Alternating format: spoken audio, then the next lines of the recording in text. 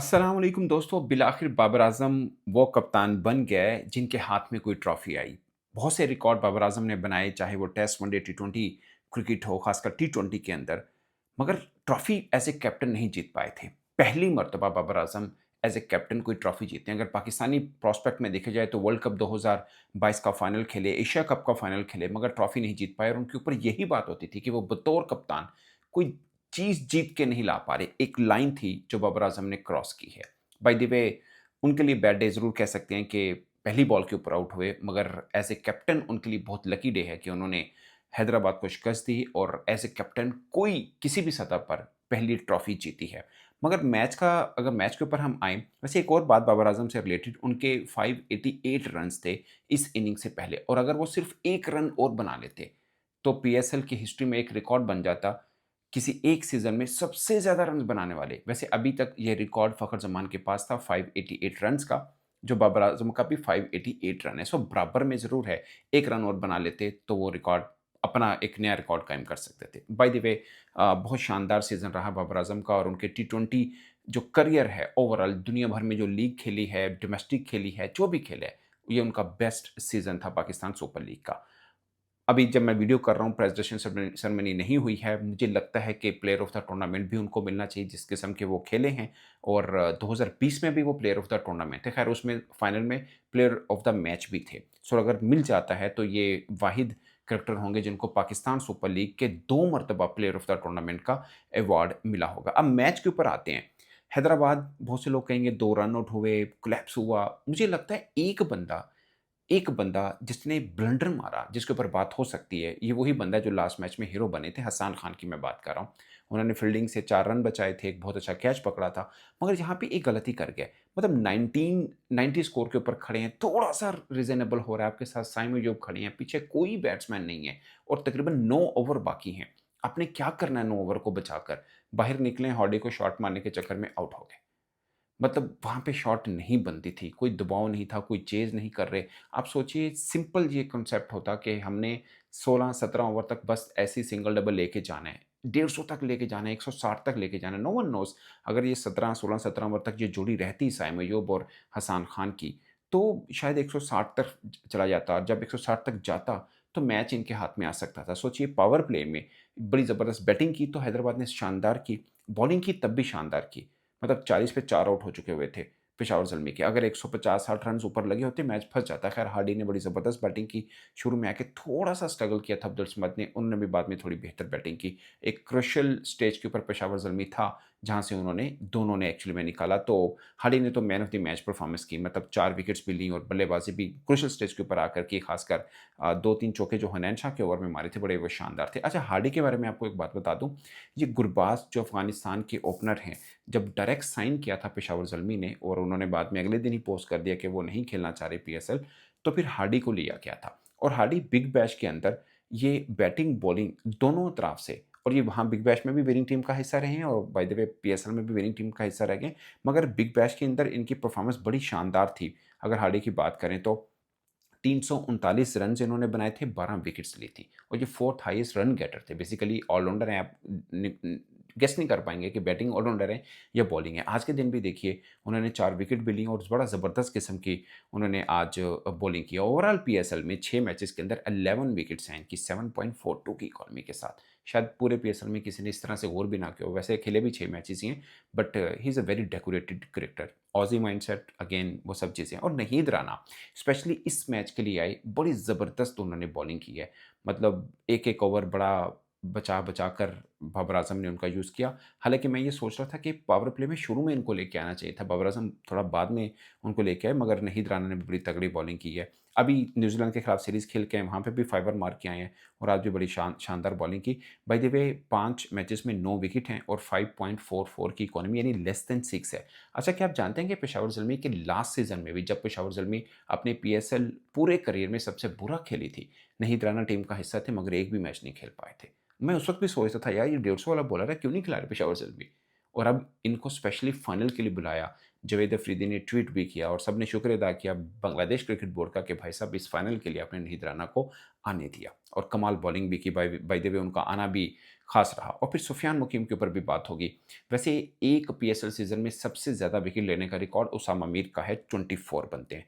मुझे था कि सुफ़ियान ये तोड़ सकते हैं, बड़ी अच्छी फ़ॉर्म में हैं। बॉलिंग बहुत शानदार की, मगर उनकी 22 विकेट हो चुकी हैं। इकॉनमी 7.20 की अब ज़रूर है। Rising star championship team Pakistan का हिस्सा थे। पाकिस्तान ने जो ट्राई नेशन सीरीज़ जीती थी, इसमें यूएई अफ़गानिस्तान थे, उसमें हिस्सा थे, और अब ये पीएसएल फ़ातेह टीम का भी हिस्सा हैं। He is a promising spinner, मगर पाकिस्तान टीम में इन आउट बहुत रहता है इस बंदे के साथ।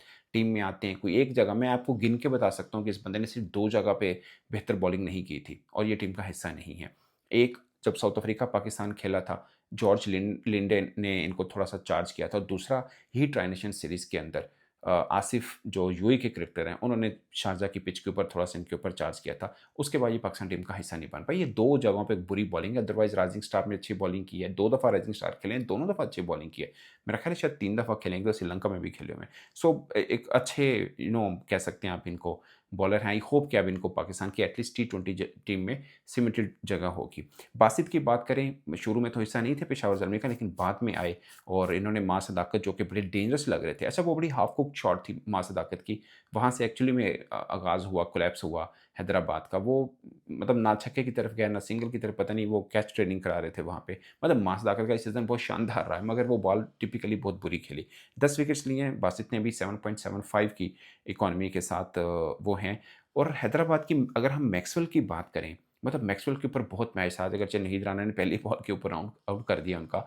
मगर मैं सोच रहा था ऐसी क्रूशियल स्टेज बेसिकली मैक्सवेल के लिए चैलेंजिंग होती हैं, और वो ऐसी चीज़ों से निकालता है टीम को। और मेरा था कि यहाँ से अब मैक्सवेल कुछ करेगा। पहली बॉल पे आउट हुए।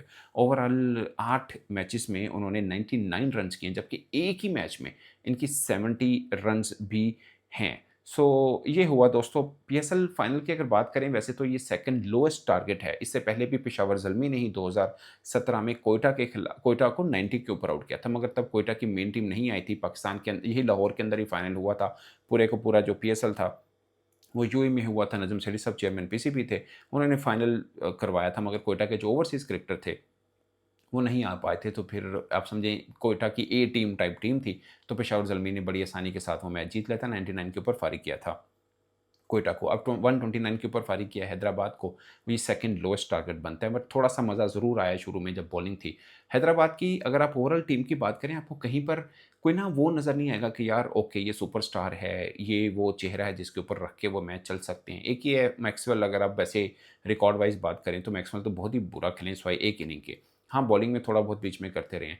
सो मोहम्मद अली ने बॉलिंग ओवरऑल अच्छी की इस पूरे के पूरे में। शुरू आज के भी पहले के स्पेल में बाबर आज़म को पहली बॉल के ऊपर चलते किया था। हारिस ने चौका मारा, मगर उसको बाद में आउट किया था। आकिब जवेद का पेस तगड़ा है, मुझे लगता है कि शायद लाइन थोड़ी-सी उनको बेहतर करनी है, और अदरवाइज़ मॉर्नस ने उसका इस्तेमाल बहुत अच्छा किया। शुरू में ही 4 ओवर ओवरऑल देखे जाएँ, 3-4 ओवर शुरू में ही करवा लेते थे उनके। सो ये सिचुएशन रही है। बाकी हुनैन शाह, मुझे लगता है इस पीएसएल खत्म हो गया। अगर कोई कहे कि कोई बॉलर, कोई बहुत इम्प्रेसिव बॉलर उस तरह से नहीं मिला, बट हुनैन शाह एक उम्मीद ज़रूर मिली पाकिस्तान को कि ठीक है, हर बार पीएसएल से कुछ नया मिलता है, इस बार अब इसको ले लें। मेरा ख़्याल है कि अली रज़ा, मैं उम्मीद कर रहा था कि उसको खेलना चाहिए। ख़ैर बासित अली जब आए हैं वो भी अच्छी बॉलिंग कर रहे हैं, मगर अली रज़ा का पेस प्लस नहीद राना का पेस हो, एक बड़ा ज़बरदस्त मज़ा आना था कि दोनों ही 150 के करीब वाले बॉलर हैं। मतलब नहीद राना तो 150 वाले हैं, बट अली रज़ा भी वैसे ही पेस के साथ बॉल करते हैं। शायद 10 विकेट्स भी हैं उनकी। सो वो भी आप कह सकते हैं कि खैर वो पिछले पीएसएल में भी थे, इस पीएसएल में भी बेहतर बॉलिंग की, बट लगातार टीम का हिस्सा नहीं बन पाए हैं। हुनैन शाह आप कह सकते हैं कि वो एक बॉलर आपको मिल गए हैं इस पीएसएल में जिनके ऊपर काम होना चाहिए, और किसी की इन पर नज़र नहीं थी। लास्ट टाइम ये इस्लामाबाद यूनाइटेड के साथ थे, तब भी किसी ने परवाह नहीं किया। इस बार भी सिर्फ 60 लाख रुपए में हैदराबाद ने इनको अपनी टीम का हिस्सा बनाया था, और बड़ी शानदार और डिफरेंट आप कह सकते हैं कि इन्होंने खेल पेश किया ओवरऑल हैदराबाद की जर्नी में। और हैदराबाद को भी हम मुझे लगता है कि शाबाशी देनी चाहिए। ये वो टीम है जो पहले 4 मैच हारी थी। मैं ये कहता था ये एक मैच भी नहीं जीतेगी, और ये फाइनल खेले हैं। मतलब छोटी अचीवमेंट नहीं है, बहुत बड़ी अचीवमेंट है। और दोनों जो इन्होंने खेले एलिमिनेटर जो खेले हैं, बड़े शानदार तरीके के साथ खेले हैं। ख़ासकर जब क्वालीफाई किया टॉप 4 के अंदर आने के लिए, पिंडी को हराया एक बड़े मार्जिन से, 95 या 90 ऑड रन से हराना था। वहाँ से ये एक तरह से वो भी इनके लिए नॉकआउट मैच था। तो लगातार आखिरी 3 मैच स्पेशली बहुत ही शानदार तरीके से जीते थे। आज कोलैप्स हुआ, 2 रन आउट हो गए, बीच में हसन खान ने बुरा शॉट मार दिया, और मुझे लगता है कि खैर साइम को हिट करना ही करना था, क्योंकि टेल एंडर रह गए थे, वहाँ पे भी रोकते तो मुनासिब नहीं था। उनके लिए, तो बना नहीं पाए। कहीं पर कोई थोड़ी-सी लक भी उनके साथ होती तो शायद कहानी थोड़ी डिफरेंट ज़रूर हो सकती थी। बट मुझे लगता है कि फाइनल हारना, फाइनल तक पहुँचना भी इनकी बहुत अचीवमेंट है। इनको शाबाशी मिलनी चाहिए कि कहाँ से उठ के आए हैं, और ख़ासकर मैं बहुत तनकीद करता रहा हूँ, और ये वही टीम है जो अपने पहले मैच से अंडर स्कैनर हुई थी। लाइक इनका पहला मैच था तो किट का जो कलर था पिंक वाला, वो बॉल के ऊपर लग रहा था। हम सब ने मज़ाक उड़ाया कि यार ये कौन-सी टीम है? मतलब इनकी किट इतनी बुरी है कि उसका कलर उड़ के बॉल के ऊपर लगना शुरू हो गया। पिंक बॉल कंट्रोवर्सी शुरू हो गई थी। उसके बाद लगातार 4 मैच ये हारे थे। सब बोल रहे थे यार ये क्या टीम है, क्या कॉम्बिनेशन है? कभी हमाद आज़म को खिला रहे हैं, कभी साद अली को खिला रहे हैं। लेकिन शुरू के 4 मैच हारने के बाद इस टीम ने अपना कॉम्बिनेशन को तब्दील किया, बेहतर किया, और बाद में सबने इनकी तारीफ़ की। मतलब कोई एक्सपेक्ट नहीं कर रहा था पीएसएल शुरू होने इवन के मिड में कि यार ये हैदराबाद की टीम कहीं पे फाइनल पहुँच पाएगी। सो बड़ी टीमों को हराया और सबको हैरान भी किया। आई होप कि नेक्स्ट टाइम पे बेहतर तैयारी करके आएँगे।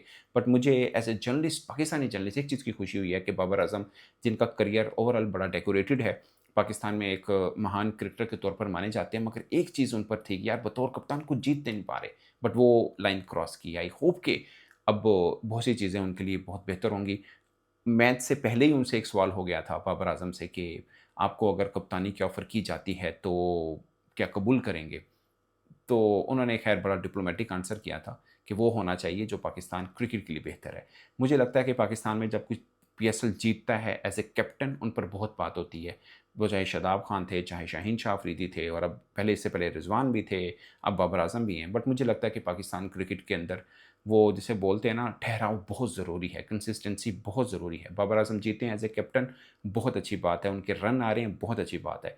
मगर कैप्टेंसी वाला जो डिस्कशन है वो शुरू नहीं होनी चाहिए। जो है उसी पे कायम रहना चाहिए, और पाकिस्तान को कोई एक परमानेंट कैप्टन मिलना चाहिए एटलीस्ट 2-3 बरस के लिए, जो अपनी मर्ज़ी की टीम बनाकर आगे लेके जा जा पाए। अब पीएसएल है, ख़त्म हो गया, ओवरऑल मज़ा भी आया कुछ परफॉर्मेंसेस पे, बट सच बात ये है कि आप इनका कंपैरिज़न, लाइक हमारा पीएसएल का कंपैरिज़न किसी और टीम से करें जो अमूमन हम भारत के साथ ही करते हैं, तो कोई कंपैरिज़न बनता नहीं है। मतलब मैं अमूमन एक बात करता हूँ कि 5-6 लंगड़े भागें, कोई एक तो जीतेगा। आई एम सॉरी, शायद थोड़ा हार्श ये एक एग्जांपल है, बट पीएसएल का लेवल इतना ही आ चुका हुआ है, कोई बहुत ज़्यादा हम इनके ऊपर मान नहीं कर सकते कि बहुत ज़बरदस्त हो गया, जो हम हमेशा ही करते रहे हैं।